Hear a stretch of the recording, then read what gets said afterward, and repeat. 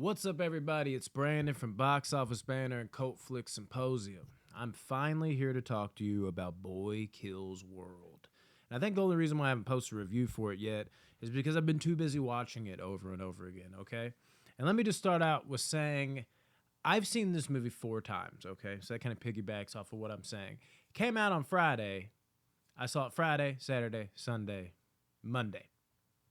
In fairness, I wouldn't have seen it that much, but I consistently just had new people to go with every day. So I took my, opportunity to see it over and over again because this movie fucking floored me, man. I was not ready for this movie to be this good.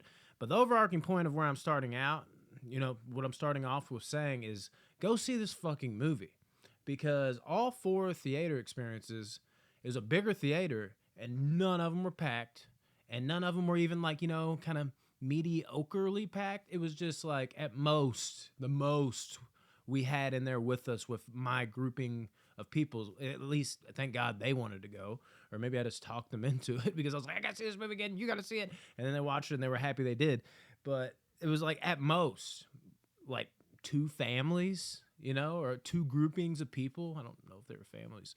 But go see this movie because right now it feels like I'm literally like the whole box office of this movie. Box office banner, box office Brandon. But yeah, let's just say that this movie is literally everything. I thought this movie was going to be honestly probably great, but like that lower tier great where you're just like it just looked like it was a ton of fun. But it ended up, as I kind of touched on, being so much more than that, man. This movie is a ton of fun. The action scenes are pretty fucking sick. They don't hold back on the gore and the blood. The choreography, as far as like fights and shit, not too bad in terms of, what we get in like American movie choreography. And then there's one particular scene I will not spoil that is some of the best choreography I've seen in an American movie where it's just like jaw dropping. Like you're like, oh shit, like they doing it like this. So hell yeah.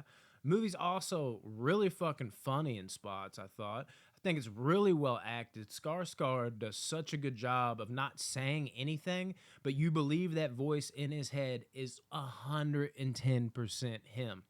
The reactions, the eyes, the way they light up, the way they're like reserved, the way he looks confused. It's like, oh yeah, that's easy to. It's not, man. Like you believe that's him talking within the voice in his head because he obviously gifted himself a voice from some video game that's like Mortal Kombat esque that he used to play with his sister, and he's been carrying that around as his inside voice for God knows how long, and you believe it's his voice in the movie, which I forget the actor's name. It's the guy that does Bob Burgers and shit like that. He does amazing. I've heard some people say just like it starts to wear on you after a while. Not me. I fucking loved it. That's for like the detractors. Because honestly, like I've seen, this movie, it's kind of like, what's like 63% on Rotten Tomatoes. So it's fresh, but it's barely fresh.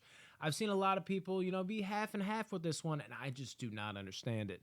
Not only just the acting in general, the characters across the board, they're all interesting, they're all fun, they're all funny, and they all, get their moments to shine. Like Basho was fucking amazing. Andrew Koji from fucking Warrior, who's an amazing martial artist, who honestly, not really a heavy spoiler, doesn't get to go full on martial arts like I was kind of hoping going in the movie, but he just steals the show in every scene he's in because he's so fucking entertaining. He's so hard not to laugh at. He's so hard not to like. He's just so fucking cool. And then got this other guy, Benny, in the movie. They do a shtick with him that I'm so glad wasn't just like, part of his character. They made it full on his character and it was all the better for it. Be looking for that because it is hilarious. It really is. Like at first you're kind of just like, okay, yeah, it's kind of funny. But like, are they going to keep doing this? But the way they utilize it amongst each scene, you're like, oh shit. Like, can you imagine being in that scene and then this motherfucker's over here doing this? Which not isn't his fault. You'll see what I'm talking about when you see the movie. I'm trying to keep it really lean on spoilers. I want this all to be fresh as possible for y'all if you haven't seen it yet. If you have seen it, you know what I'm talking about, and you're probably like, fuck yeah, too. Or you're like, you're a dumbass. What are you talking about? This movie wasn't that good. Well, don't know what to tell you because I fucking loved it. Um, the shoot 'em up stuff was pretty damn good in spots. I will say, like even Rodney, I saw this with him on one of the occasions, commented on this, and he's big on this type of shit. I was full on ready for him to say something, but he came along. he was saying like, oh well, it's kind of like these guys can't shoot worth of shit. You know, there's some movies it's more realistic where it's like, oh dude, he would have been shot for sure. But this movie is supposed to be fun. You know, it's supposed to be almost comic book level. It almost feels comic bookish. Like if you turn a comic book movie, not superhero, but just like some fucking cool fucking comic book, you know, with just about this random guy, you know, you pick up off a shelf randomly and you're like, oh, this is a crazy story. And you peeled that and you just got to be blessed with it. It feels like that's what this is. So if there's, you know, bullets flying past people's heads and shit, it's not like they don't try to like duck and dodge and shit.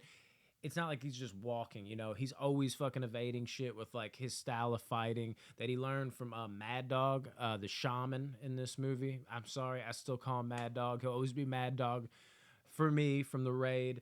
But, you know, he's always, you know, I'm talking about, of course, Bill Skarsgård ducking, evading. Other people are ducking, evading. It's just the amount of bullets that are hailing down on them. Of course, yeah, they would have been shot, or at least shot more times. But it fits. It fits the narrative. It's fun, and it works. And even though this movie is really fun, what really shocked me about it is as it got onward, and make no mistake, this movie gets better and better as it goes. I've talked with everybody, you know, we talk after you see a movie. Everybody's had the same thing to say. And it's not like I've like preempted them into that. They've been like, man, this movie's like, it's good, it's good, it's good. And it just gets better and better and better. This movie definitely does that. And as it does get better, it does evolve into something a little more serious. Now, there's still playful fun, but you can feel the serious nature of the stakes of what's going on, picking up, and then culminating to like an ending where it is pretty dead ass serious and it's really emotional. Like, even I don't know if it'll make you cry, but you're really invested in his relationship and this revenge with his sister because he sees his little sister. She just pops up and it's in a vision because of course you see that in the trailer, right? It's not a big spoiler. The Vanderkoys killed his sister and family and everything. And you see her pop up over and over and over again. And you do get this emotional connection. And that's really what sets it above for me. Because it was a fun movie, and I thought it would be, and it was even a little more fun than I even thought it would be. But then to make it as dope as I'm making it sound, for me personally, was the relationship with the sister, because that ended up meaning so much more. It made the revenge just work. A lot of the musical cues that kick in when, like, you know, the ending is finally panning out, and I'm not going to say what happens, that kick in are just like, they lock you in. You're like, oh, dude, this is emotional. Oh, dude, I'm emotionally involved in this fight. There is one moment I will say at the very end of the movie, whether it be a twist or whether that be, you know, just anything. I'm not going to tell you even that. But there's a moment where the movie feels like there's a pivot, like a pivot point for me, where I'm just like, I don't know if I like this creative choice or this twist or whatever it is. And I'm scared. Like, I'm legitimately like, do not undo what you've done. This seems like it's going to fuck everything up. And they kind of do that, but the way they spin it and the way they make it kind of, you know, authentically play out, like it's kind of one of those like, oh, no, no, no, no, no, do this. They kind of do it, but they don't do it in the way you would be afraid of. And it sets up one last thing at the end of the movie that's kind of like a surprise where it's just like, oh, so this also has to happen. And the moment of this also has to happen is some of the best, you know, like theater fare I've been a part of. Like, locked in, like, oh, fuck. It's such a refreshing movie. It's so well done. It feels unique. It feels kind of its own right. And I was blown away by this movie. I was blown away with how blown away I was by this movie. Just a few weeks ago, I had seen Civil War, and I was like, if you know me, I don't be passing out 10s. I don't pass out like high 9s and shit like that.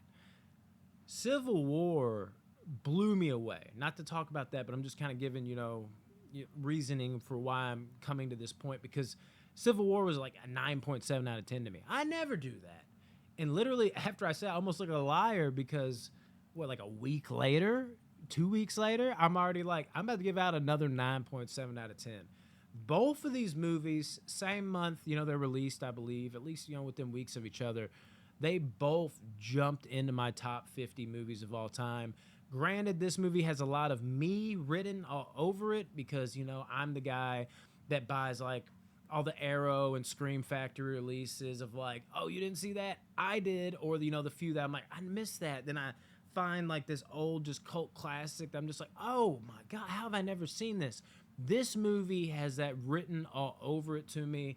I think it's gonna be that movie that a lot of people won't see. Maybe it comes to streaming and then it blows up, or maybe it just stays under the radar. And then further down the road, like a Scream Factory release, and you're like, oh, I forgot about that movie. It's pretty good. Or like, oh, I remember that came out. I never did see it. And you're like, oh shit.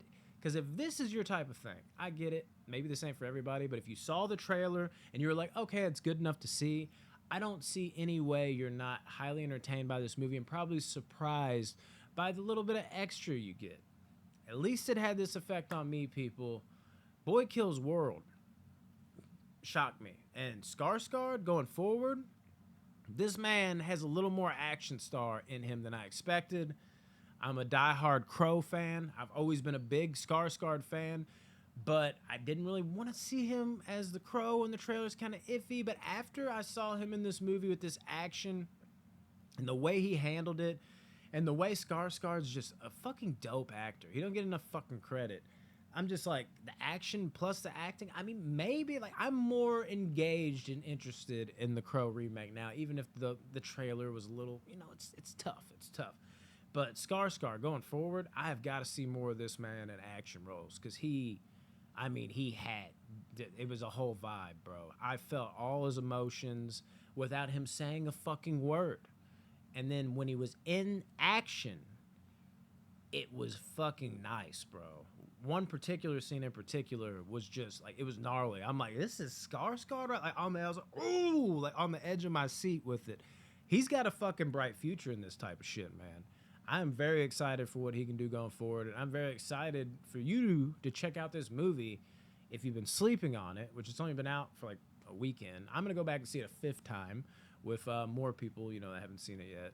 I would have seen it twice. It was just by myself, but got, you know, some more homies, some more peeps to see it with, and everybody I've seen it with is also, I don't know if they've been on my level, okay, again, my type of movie, but they've been like, oh man, when they come out of the theater. They're pretty excited about it. So I love you guys. Check out Boy Kills World, please, if you haven't yet.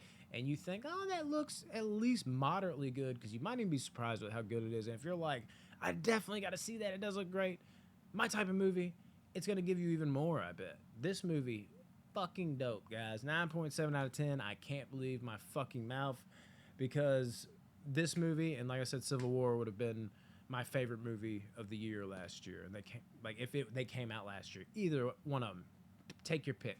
And we're in, what is it? Fucking April, about to be May, or it is May? Tomorrow's May.